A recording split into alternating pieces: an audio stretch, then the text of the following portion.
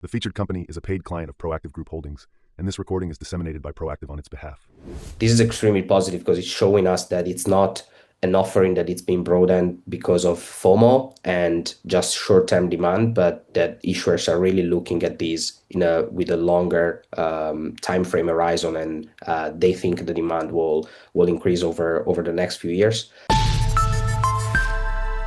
Hello, you're watching Proactive. I'm joined by Matteo Greco. He's Senior Associate at Finecchia International. Matteo, very good to speak with you. You're out with your November report, and it shows that crypto ETP assets fell by 17%, tracking the 16% market drop. What does this tell us about how ETP investors react during corrections? Hi, Stephen. First of all, as usual, thanks for having me. It's always my pleasure. Um, Jumping into your question, I think it's definitely a positive signal for the crypto ETP market. Noticing that despite a definitely a negative price action in the past few weeks with a strong drop in terms of crypto market cap and obviously the general underlying prices, noticing that there was just minimal outflows from the crypto ETPs definitely reinstates the idea that this is a strong vehicle to get exposure to the asset class. And we start now to have about 2 years track records since the Bitcoin spot ETF's approval.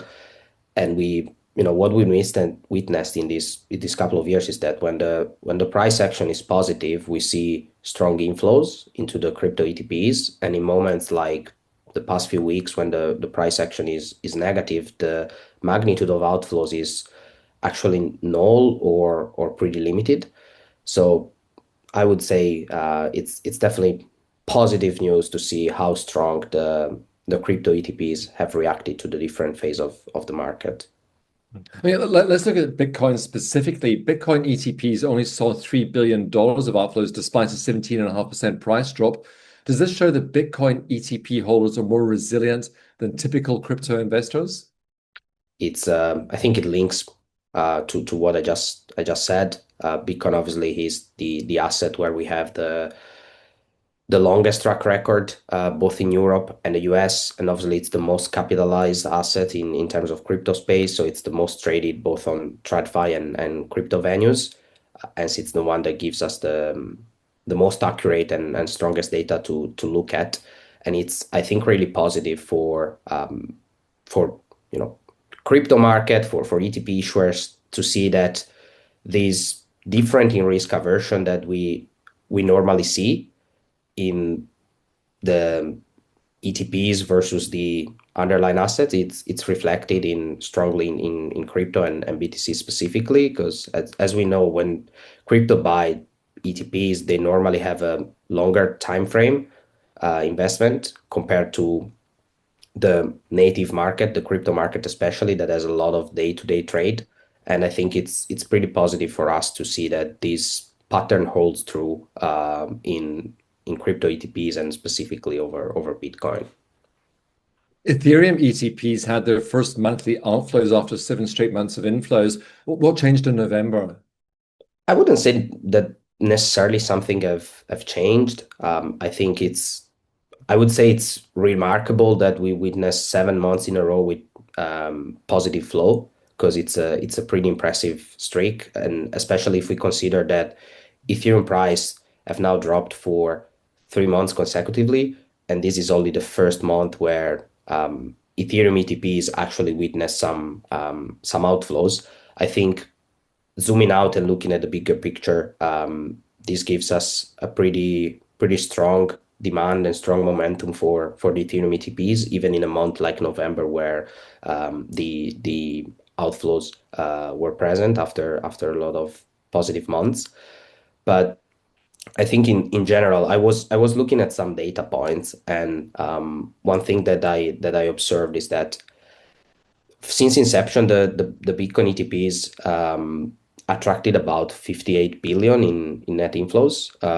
Ethereum attracted about 13. And then I looked at the market cap ratio between the two assets at the end of November, which was 5 to 1. So Bitcoin market cap was about 5 times higher than Ethereum market cap. So in reality, if we look at the inflows and we adjust the inflows to the market cap ratio, we can see that proportionally Ethereum inflows has actually been a bit stronger than Bitcoin. And I think this is extremely positive for the market because it shows us that the TradFi demand is not limited to BTC, but it goes to Ethereum and probably will go beyond to the other altcoins once that there are more product present and bigger track records for them as well. I mean, looking at altcoins, altcoin ETPs fell just 4.6%, so faring far better than Bitcoin and Ethereum. What's driving this, and how important are the new US listings for Solana and Dogecoin? There's definitely been a positive impact of the recent approvals that the US has given in terms of crypto ETFs. We now have a bunch of Solana ETFs trading. Recently, towards the end of November, Dogecoin, Chainlink have been approved as assets. Hedera and Litecoin as well have a couple of products live. So there's definitely a broadened offering and broader demand. And I think this links pretty strongly with what I noticed, and as I mentioned before about the Ethereum demand being as strong, if not slightly stronger, in terms of ETPs compared to Bitcoin. I think what's happening is that issuers are obviously noticing that there's strong demand for the asset class coming from traditional finance investors. And Ethereum definitely gave us the confirmation bias that probably the issuers needed. And now they're trying to broaden their offering, and this is obviously reflecting in a positive way for the altcoin sector. And maybe it might be a signal of a early alt season. In the past cycles, there's always been strong alt season that didn't happen in this cycle yet. It might not happen because obviously with the ETFs, the market structure has changed. But maybe this positive effect will bring a bit of an alt season in the next few weeks. We've now passed 300 listed crypto ETPs. What does this rapid growth tell us about institutional demand heading into 2026, Matteo? In my opinion, what's really remarkable is that we're seeing a lot of issuances, a lot of altcoins assets approval in the US in a moment where the market trend is actually negative. At the end of November, the total market cap, Bitcoin price, Ethereum price, they were always negative year to date. So comparing with the start of the year, at the end of November, there's been a drop in all basically the categories.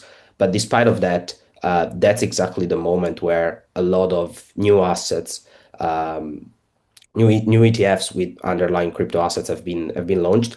And I think this is extremely positive because it's showing us that it's not an offering that it's been broadened because of FOMO and just short-term demand, but that issuers are really looking at these with a longer time frame horizon, and they think the demand will increase over the next few years. And I personally strongly agree. In one of our call we had a few months ago, I was saying that in my opinion there were two trends to look at, which were yield-bearing ETPs that are now starting to come in the US with some staking products, and then the issuance of several altcoins ETFs. And I think things are playing out as sort of as expected, and I believe in the next few years we might see additional demand coming in for this asset class from traditional finance investors. Well, Matteo, thanks as always for your insights, and great speaking with you. It was my pleasure. Thank you, Stephen. Matteo Greco, Senior Associate at Fenechia International. The featured company is a paid client of Proactive Group Holdings, and this recording is disseminated by Proactive on its behalf. It is for informational purposes only and does not constitute investment advice, an offer, or a solicitation to buy or sell any securities. Viewers should conduct their own research and consult a qualified financial advisor before making investment decisions. The views expressed are those of the speaker and do not necessarily reflect those of Proactive Group Holdings, trading as Proactive Investors, or its affiliates. No responsibility is accepted for any loss arising from reliance on the information presented.